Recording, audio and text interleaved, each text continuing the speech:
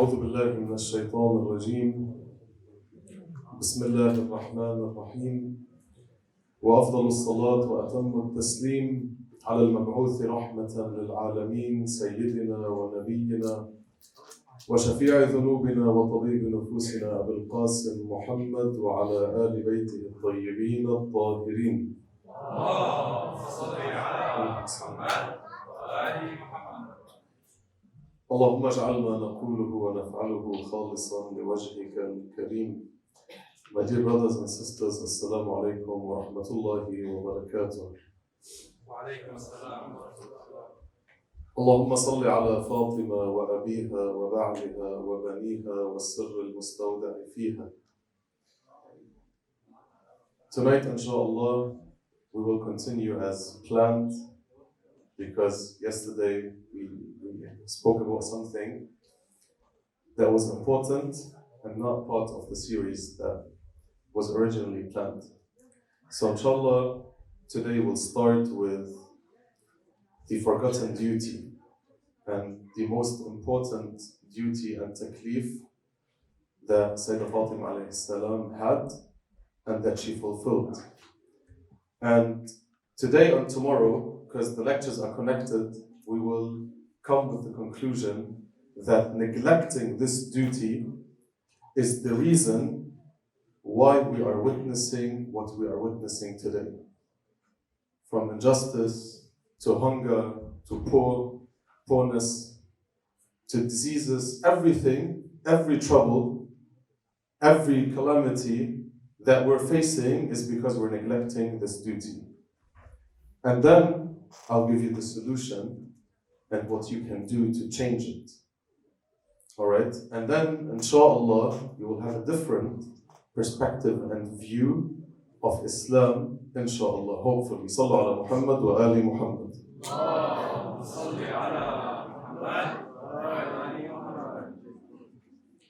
Just a few introductions today. The whole lecture is the introduction of tomorrow's lecture, but it has the same importance, inshallah. When we speak about the Fatimiyya days, one could ask, why do we have Fatimiyya days? Every other imam or infallible would just have one night of shahada or two, and that's it. Imam Ali alayhi salam is an exception.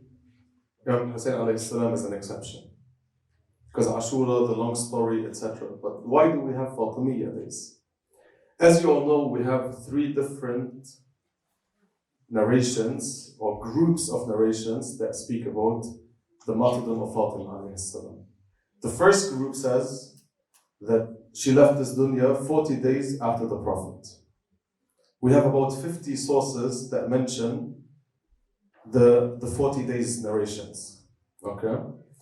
The second group says 75 days after the Prophet sallallahu alaihi wasallam. And here we have more than 100 sources that mention them. Sheikh El-Chaer in Al-Kafi, he mentions that narration, the 75-day narration. Sheikh Al-Mufid in his book Al-Ikhtisas, he mentions this group of narrations, 75 days. Alright, Ibn Shahr Ashub in his book Al-Manaqib, he mentions 75 days. And after a research, the narrations that are the strongest are the 75 days narrations. Okay, and then we have a third group that says 90 days after the Prophet ﷺ. That's mentioned in about 70 sources. So usually what we do as Shia, we take the second and the third narration, these 2 weeks, and we call these days as Ayyam al-Fatimiyya, and we have programs throughout these 2 weeks to commemorate the tragedy of Fatima alayhi salam. Allah, the reason behind this, why do we have three groups of narrations? Why isn't it clear? Because we have a general issue when it comes to Islamic history and dates. And the best example is the Prophet ﷺ and his birthday. Some say the 12th of Rabi' al-Awwal, others say the 17th, right? It's the Prophet of Islam and we have different opinions. I know it's the personality that we shouldn't have different opinions on, and his birthday. So we have the general issue in Islam, in the history of Islam, let's say it like this, where we have different opinions when it comes to dates. They're not fixed. In addition to that, Sayeda Fatemah alayhi salam, what happened to her made was the reason why we have different dates as well. Because somewhere maybe it was purposely intended for us to not know when she died exactly. Because we should question, when did Fatima alayhi salam die? How did she die? Where is she buried? We don't know where her grave is because somewhere it is purposely meant not to be known. So we can ask, where is Fatima alayhi salam buried?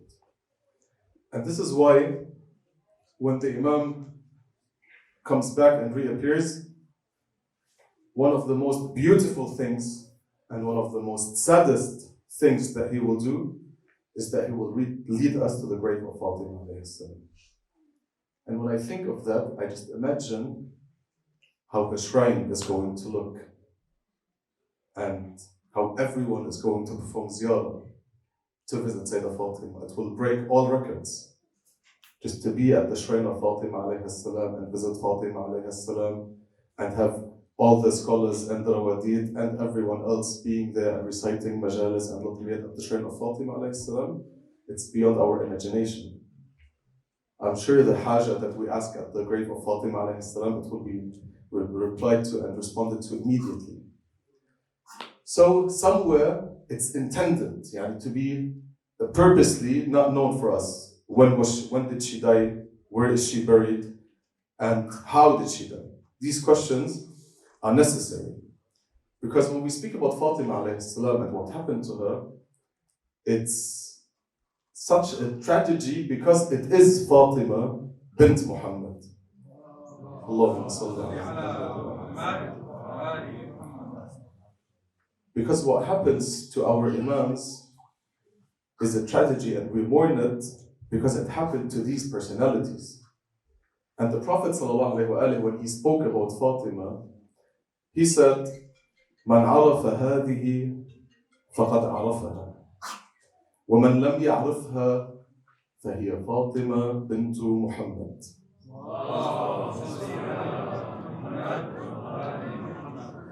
وهي بضعة مني وهي قلبي وهي روحي التي بين جنبي فمن آذاها فقد آذاني ومن آذاني فقد آذى الله. And the Prophet is not saying poetry. لا ينطق عن الهوى إن هو إلا وحي يوحى. And then when I look at events that happened recently, because in these past 2 months, I personally lost 6 people I know, friends, family members. And when I attended the Shia funeral, I was looking at the faces of the people that were there and present.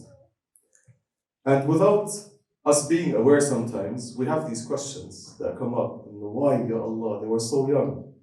One of them was 17, another one 20, 22, 30. They had family, they had kids. And then at some point you ask yourself, why? Why, Ya Allah, did you take them? Now, this world, this life, all the oppression that's happening, right?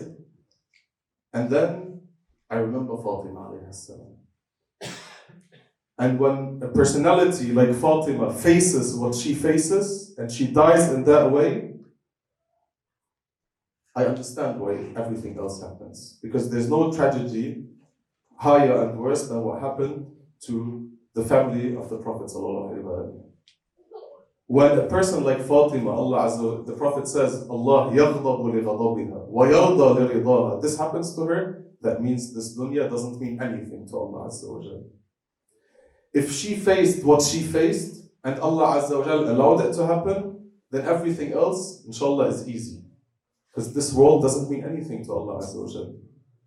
If this world had any value, He wouldn't allow any of that to happen. Halla, we see terrifying pictures of innocent people, of civilians. Terrifying pictures. I know people who are living traumas right now because they saw images that they couldn't bear. Yani, what's this? They're seeing babies cut into pieces. And it's just a picture. It's not happening in front of you. You're not living it. You're far away. But it gets to you. then imagine you saw what happened in Karbala or what happened to Fatima alayhi salam. Sallu ala Muhammad wa ali Muhammad.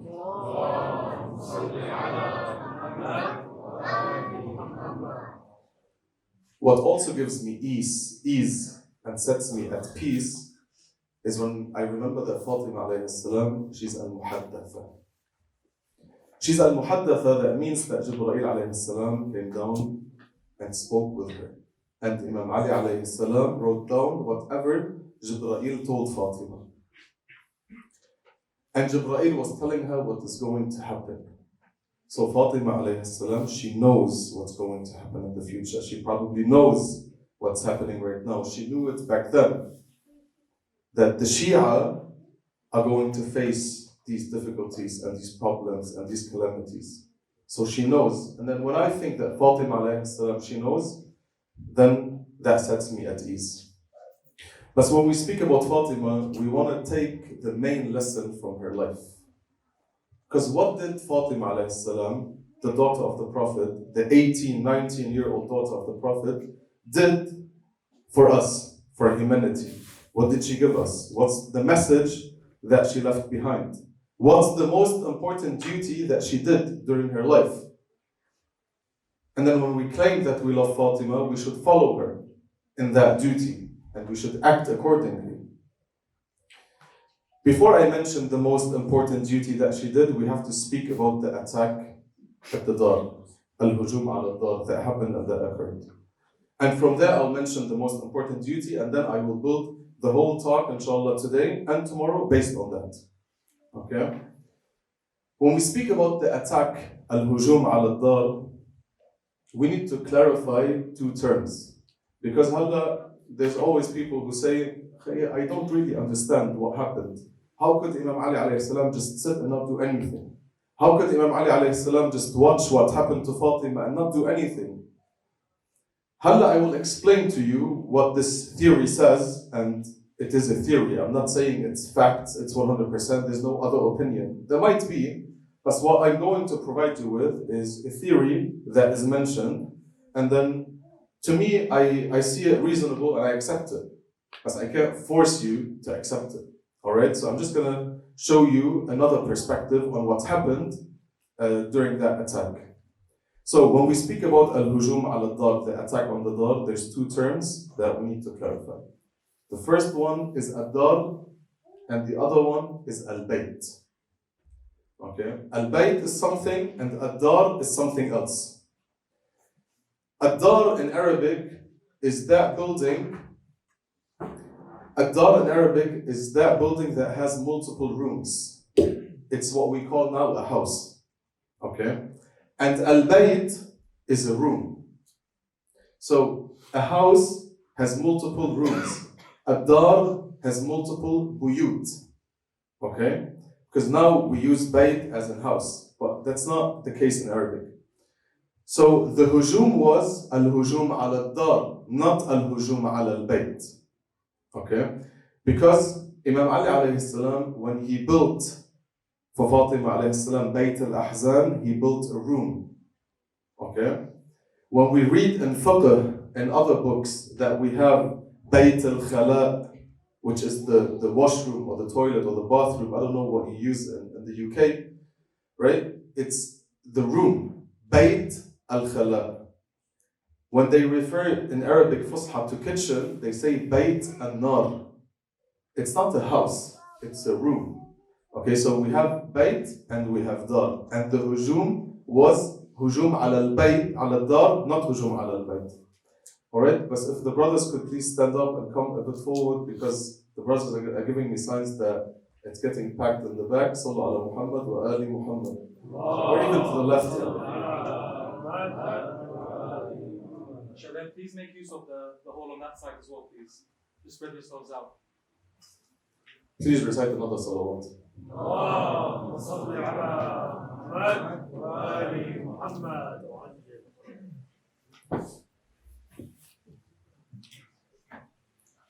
Alright, so what happened was that when the first Khalifa and the second one had the plan set and ready, and they wanted to take the bay'ah from everyone in Medina by force, they sent down multiple convoys to Imam Ali's dar. And Imam Ali alayhi salam, he went by himself at least twice and confronted them. And he spoke with them. And he told them that he's not going to the mosque. Alright? That happened at least twice. And then Imam Ali alayhi salam, he went into that dar, into one of the buyut of that dar. It's a room, and he sat with his companions, al-Miqdad, etc. And then they came for the third time, or the fourth, or the fifth time. It doesn't matter, yani. However, they came and they wanted to speak with Imam Ali once again. But Imam Ali was in one of the buyut of that dar, and he didn't want to go out and speak with them. Sayeda Fatemah, she saw that she is the daughter of the Prophet, so she could go to the Bab al-Dar, she could leave the bayt, the room, go to the Bab al-Dar, she didn't go outside, and speak with them behind that bab, behind that gate. Because she might awaken something in them. Tell them, I'm the daughter of your Prophet. So stop doing what you're doing, leave us alone, etc. Imam Ali doesn't want to give you bay'ah, whatever. Because once we have an ihtimal, a possibility that my words are going to affect somebody in a good way, it's wajib. Okay? If I want to practice amr bil ma'ruf and nahy al munkar, if I have an ihtimal at least, that my words are going to impact that person, it's wajib to do al-amr bil ma'ruf and nahy al munkar. So she went out and she spoke with them in hopes that her words might awaken them, stop them, prevent them from their plan and what they want to do. So she spoke with them. She spoke, they didn't listen, they attacked the dar. They attacked the dar to go into that room and take Imam Ali out. So they attacked the dar, and it was probably just a few seconds, a few minutes, the hujum. Imagine somebody just opening a door by force, and then probably they sensed that there's somebody behind the door and they just squished it. Probably it was just 5 seconds. They went in, they got Imam Ali alayhi salam, and they went out. Alright, this is the hujum ala dar. It wasn't like Imam Ali was sitting with Sayyidah Zahra in one room and he just watched what happened without taking any action. This is not how we should understand it. So they took Imam Ali and then everything else happened. So Sayyidah Fatemah alayhi salam, she did what she did because she saw that this was my duty. I have to defend the Imam of my time, and I have to enjoin the good and forbid the evil. So this is why she did what she did. It was her duty, because there was also an ihtimal, that the possibility, that if they listen to her words, they might refrain from doing what they want to do. So she did her wajib, because according to that theory, she has every infallible, this is what the theory says, needs to have a social role, a big social role, right? So that was her main role, to defend the Imam of her time, and to enjoin the good, and forbid the evil. Before I go and speak about the importance of al-amr bil ma'ruf wa nahy al munkar, because this is the main duty, there's just something on the side that I want to note, and please don't take it as a fact. So, 2 things. The first one is, we can say without any doubt that the first shaheed of the ahlulbayt alayhim salam is Muhsin. The Muhsin, the janeen that she was carrying. He's the first shaheed, Muhsin. Number 2 is that we could possibly say, okay, if you want to apply this, you don't have to, that it would be recommended, since Sayyidah Fatemah alayhi salam did that, to name the janeen, the baby, before you know its gender, Muhsin. Because Muhsin is a name that you can use for both, male and female. It's like the good doer, al-ihsan, Muhsin, right? Because they named him Muhsin, and we don't know for sure if they wanted to name him Muhsin for good, or if they just named him Muhsin until they knew his gender. Okay? So probably they just named him Muhsin until they knew if it's a boy or a girl, and then they wanted to name him with a different name or just keep the name. Anyway, this is just a reflection that I had, because back then there was no echo. They couldn't know, is it a boy, female, and they used to act based on what they see, not with ilm al-ghayb. They probably knew ilm al-ghayb if it was a male or a female. Anyway, I just wanted to share this with you. So, like I said, she is the martyr of al-amr bil ma'ruf and al-nahy anil munkar. Just like Imam Hussein and all other imams. When it comes to al-amr bil ma'ruf and nahy anil munkar, we do neglect it. Okay, we're doing injustice to al-amr bil ma'ruf and nahy anil munkar. Even when we mention our branches of our religion, most of the people I ask, they forget al-amr bil ma'ruf and nahy anil munkar. Just like how they forget al-wilaya wa tabarri min a'da ahlulbayt. They just remember the first 6 and that's it. Alright? But I'm gonna present some narrations and read them with you and explain them so you can understand that al-amr bil ma'ruf wa nahy anil munkar is the most important obligation that we have. Even more important than salah. Okay? Because salah amud ad-din. If it's accepted, every other deed is accepted. But al-amr bil ma'ruf wa nahy anil munkar is more important than as-salat, according to these narrations. Sallu ala Muhammad wa ali Muhammad. Salli ala Muhammad wa ali Muhammad. Imam al-Baqir alayhi salam says in one of the narrations about al-amr bil ma'ruf wa nahy anil munkar. He says, وَلَوْ أَضَرَّتِ الصَّلَاةِ بِسَائِرِ مَا يَعْمَلُونَ بِأَمْوَالِهِمْ وَأَبْدَانِهِمْ لَرَفَضُوهَا كَمَا رَفَضُوا أَسْمَى الْفَرَائِضِ وَأَشْرَفِهَا. He's saying, if prayer causes harm to people's wealth and bodies, they will reject it as they did with the noblest and most honorable obligations. He's speaking about al-amr bil ma'ruf wa nahy anil munkar. People pray because it doesn't require much except 5 minutes, 10 minutes. But if prayer required more than that, they would reject prayer. Just like how they rejected al-amr bil ma'ruf wa nahy anil munkar. And then he says, إن الأمر بالمعروف والنهي عن المنكر فريضة عظيمة بها تقام الفرائض. For enjoining good and forbidding evil are great obligations upon which other obligations are held. So if we are not practicing al-amr bil ma'ruf wa nahy anil munkar, we won't be able to practice other obligations like salah, like sawm, like everything else. And then he continues. If people leave al-amr bil ma'ruf wa nahy anil munkar, he says, هنالك يتم غضب الله عز وجل عليهم فيعمهم بعقابه. He says,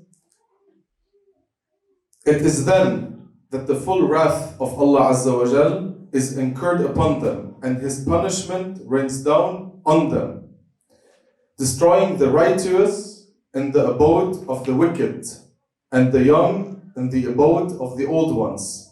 In Arabic he says, فَيَهْلَكْ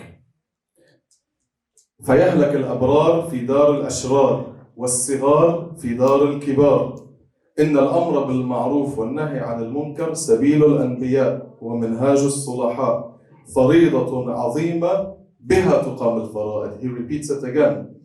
He says, enjoining good and forbidding evil is the path of the prophets and the method of the righteous. It is a great responsibility through which obligations are fulfilled. Religions are protected, earnings become lawful, injustice are rightened, the land is developed, justice is made to the enemies in the sense of when taking revenge, as in give them what they deserve. يعني ينتصفوا من الأعداء, as in we give them what they deserve, and all matters are set right.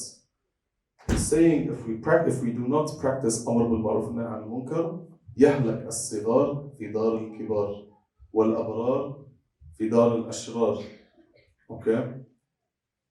So we will face things that are unpleasant to us if we leave al-amr bil-ma'ruf wa nahy anil munkar.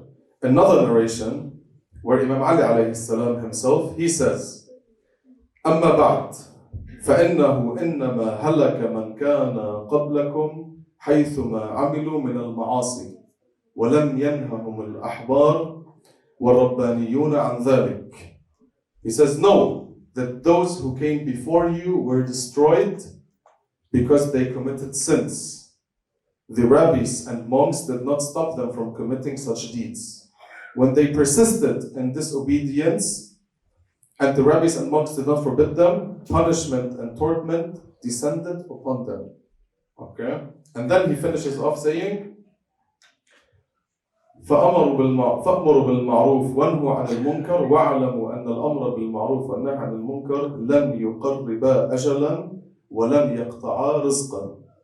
He says, therefore enjoin what is good, forbid what is evil, and be aware that enjoining good and forbidding evil will neither bring the time of death closer, nor cut off sustenance. People fear that if I speak up, if I go on the street, if I raise my voice, if I stand for the oppressed, if I say the truth, I will lose my job. I might get imprisoned. They might kill me. They might come after me. They might do 1, 2, 3, 4. The Imam is saying, if we have full trust and faith, he's saying, practicing this wajib, this duty, will not bring death closer to you.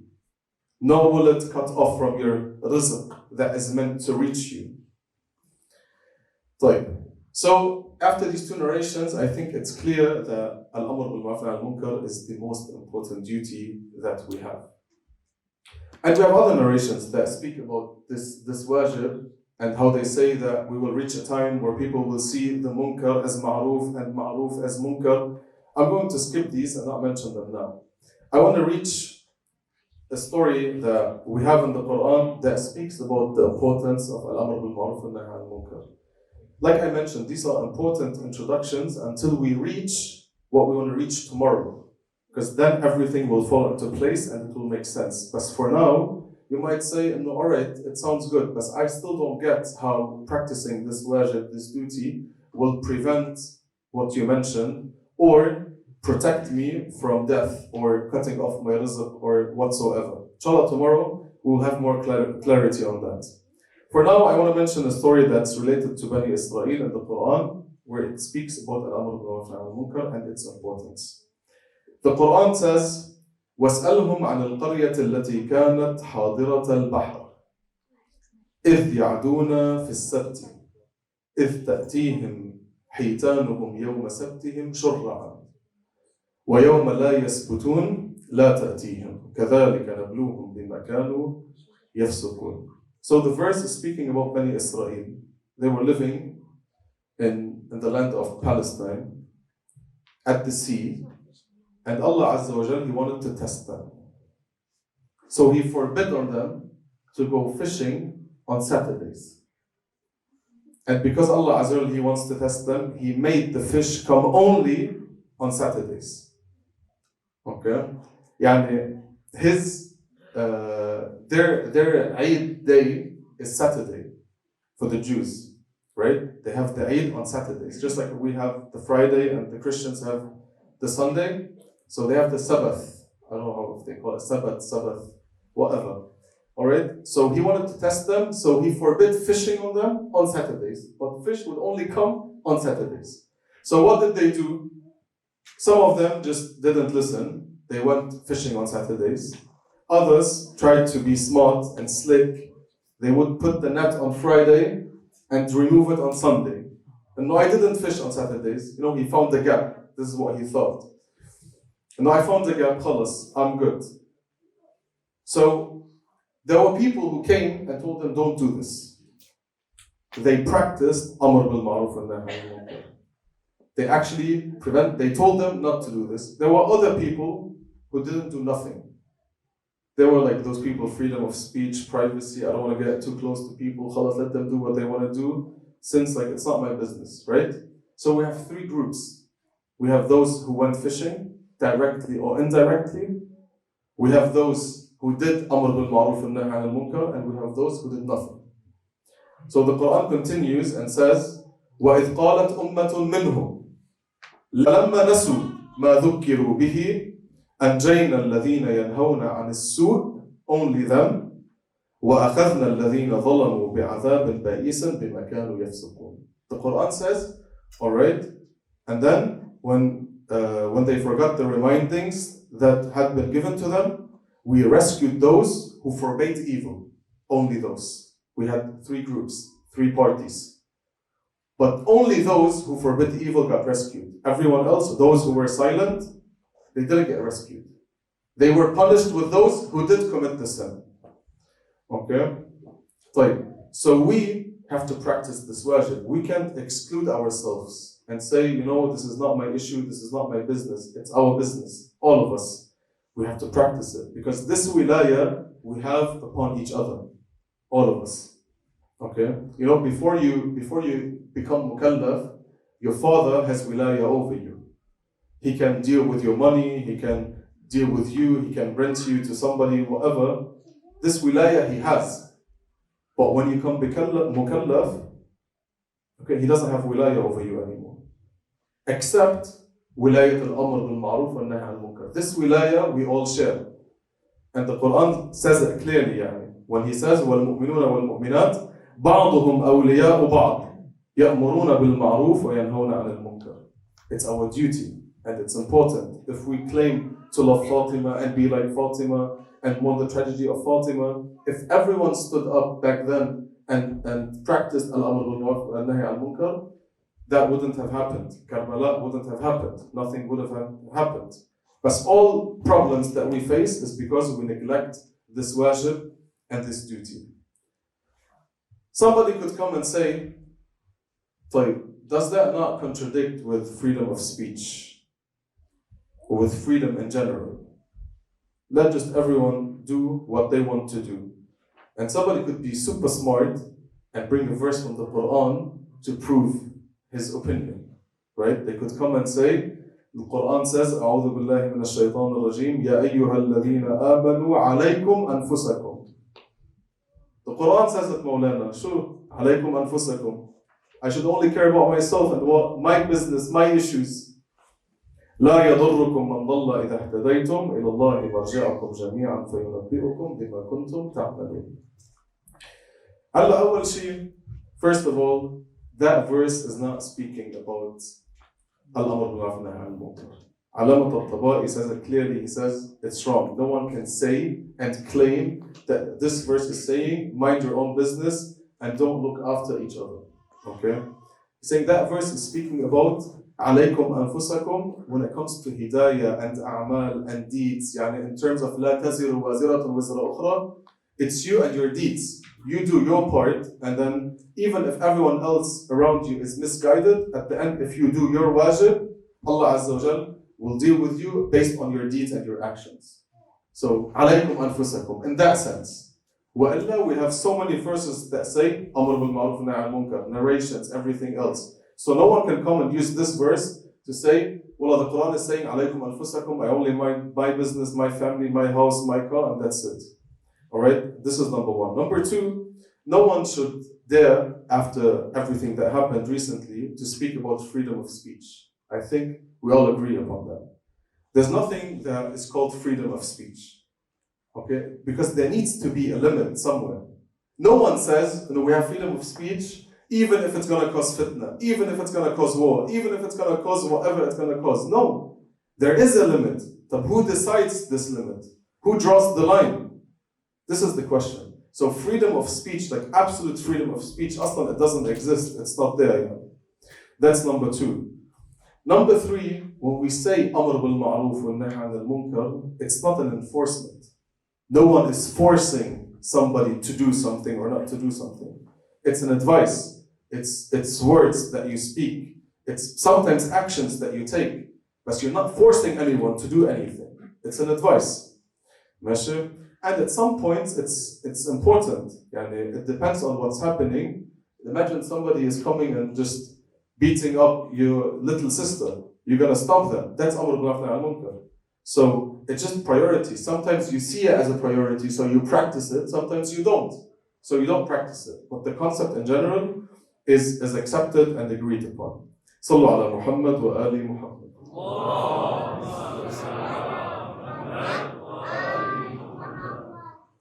Like the second main point in the introduction that I will start off tomorrow, I'm going to finish in a bit, and tomorrow I will continue from this point that I'm going to mention now, is when Allah Azza wa Jal says, أَتَجْعَلُ فِيهَا, in the Quran, on behalf of the angels, أَتَجْعَلُ فِيهَا مَنْ يُفْسِدُ فِيهَا وَيَسْفِكُ الدِّمَاء وَنَحْنُ نُسَبِّحُ بِحَمْدِكَ وَنُقَدِّسُ لَكَ.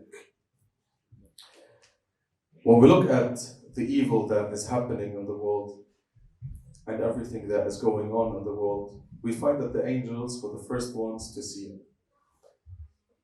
Tomorrow I will continue with Allah's response when He said, إِنِّي أَعْلَمُ مَا لَا تَعْلَمُونَ. Right? But they saw the nafs al-insaniyya and what it is capable of doing and practicing. So they asked. And their question is fine. Because Allah Azza wa Jal, He just gave him, He didn't say, you can't ask me this question. He said, I know what you do not know, and you will see. But from their view and perspective, the question is accepted, because they are limited. Because they saw the nafs that we have, and they saw that if we do not raise our nafs, of course we will have safik dima, we will shed blood.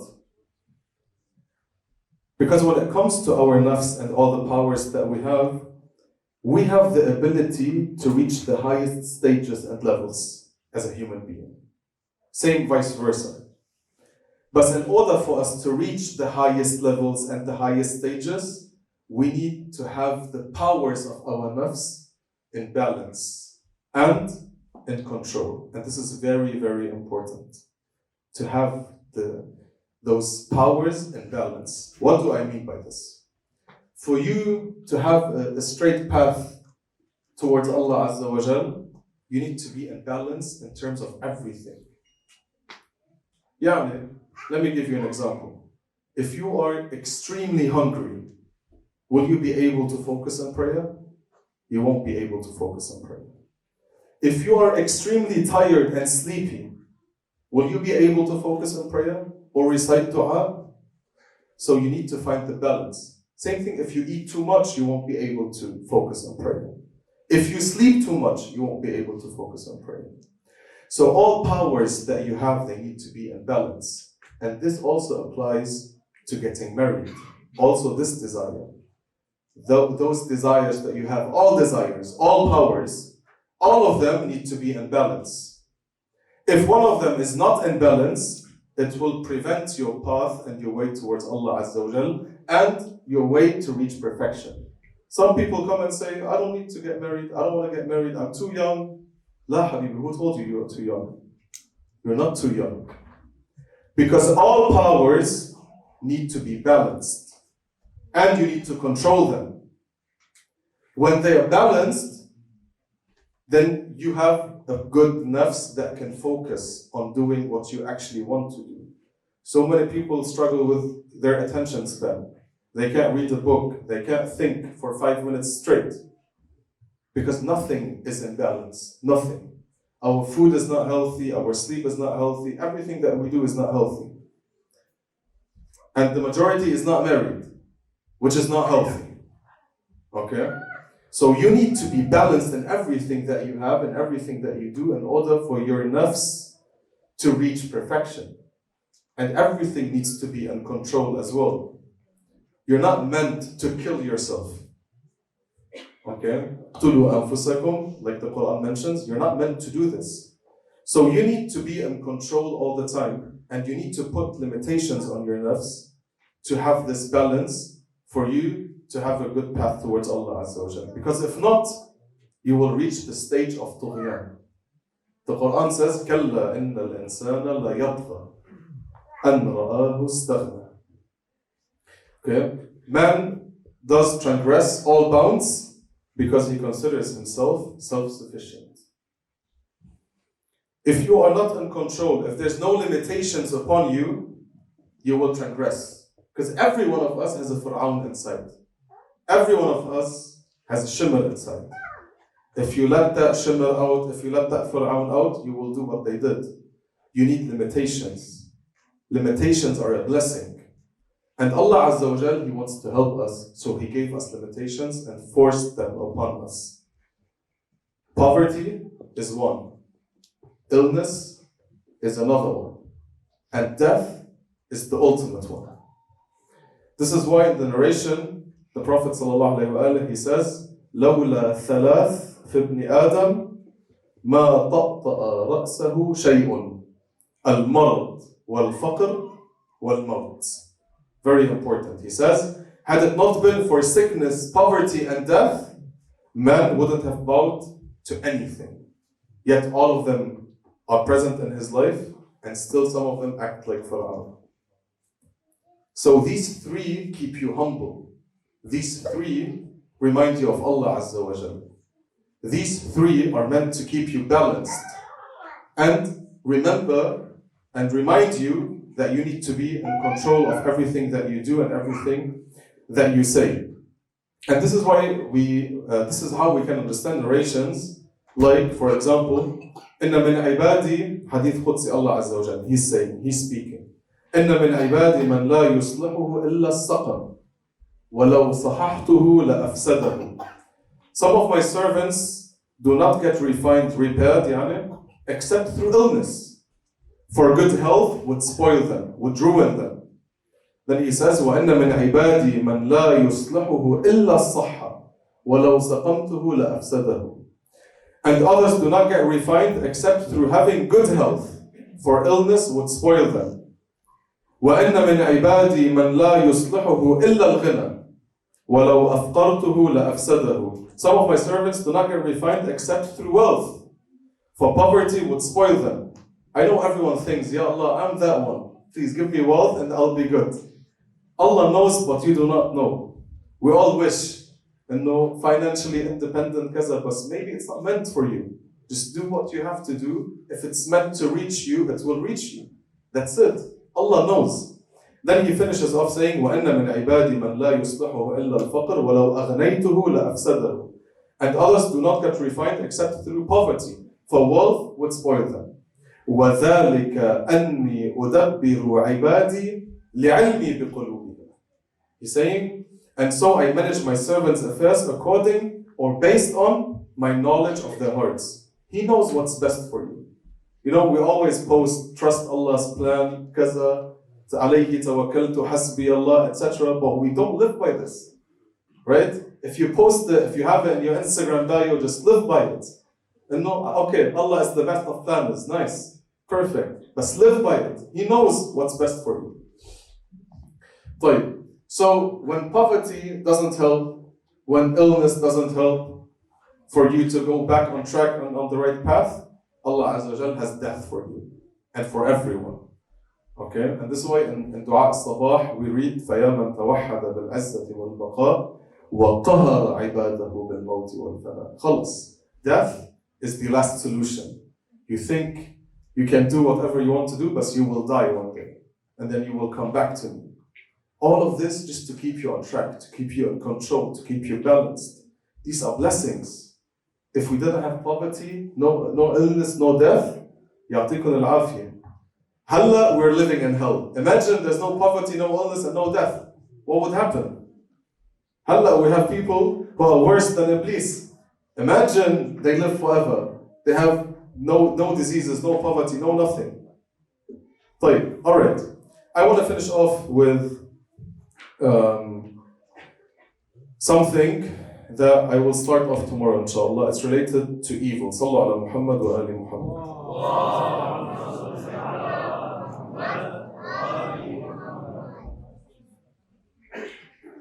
The main source of evil in this dunya is the love of this dunya. In the narration, the Imam says, Imam al-Sadiq, رأس كل خطيئة حب الدنيا.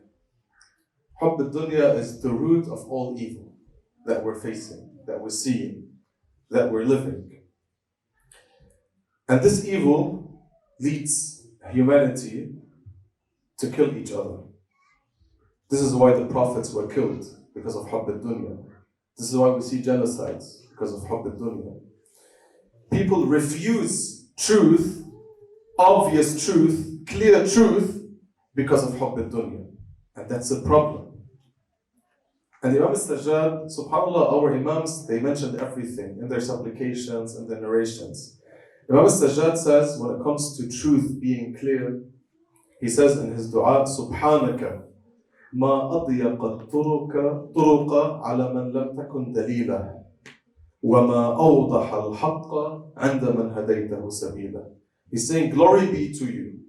How narrow are the paths for him who you have not guided, and how plain the truth for him who you have guided on his way. For some people, the truth is just obvious, it's clear like the sun. And for others, it's the complete opposite. Because they refuse to see the truth. Because when it comes to the truth, people refuse it sometimes just because of stubbornness. If you ever had a debate, a discussion with somebody on something, and then you reach a point where you realize, actually I'm wrong, but I cannot let him defeat me, so you just insist on your opinion even though you know it's wrong. You are refusing truth just out of stubbornness, because you don't want to lose against him. You know it's wrong, but stubbornness is one main reason why you refuse truth. Another one is your own benefits. Okay? If you accept the truth, you will lose those benefits, so you don't accept them. Because your money, your bank accounts, your whatever, that you want to keep, so you refuse the truth. Maybe it's ignorance sometimes. And I think in relation to what's going on now, why people refuse to see the truth, it's so clear, it's so obvious what's happening, right? And I don't think it could be any more clear than now, is because it goes against the worldview that they were raised upon. They have a worldview that they were like indoctrinated day after day, year after year, that certain people are terrorists, other people are not terrorists. For them now to see actually what's happening and to switch sides, to flip sides, would go against their worldview. It would go against what they're used to. No, it's hard, I can't. I was raised in a sense, I was told, I was shown that these are the good ones, these are the bad ones. For me now to change is hard. So they refuse the truth, even though it's clear and obvious. Okay?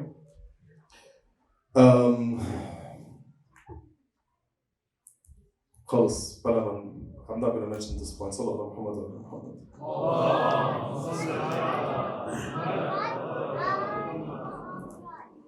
Because the conflict that they tried to show us is a conflict between the Jewish people and Muslims. But it's not. It's not a conflict between Jewish people and Muslims. Because even in the army of Israel, there's Muslims, there's Arabs, there's even Lebanese. Yes, I was surprised. Somebody told me I saw somebody from the IDF and he was a Lebanese. I was like, oh really?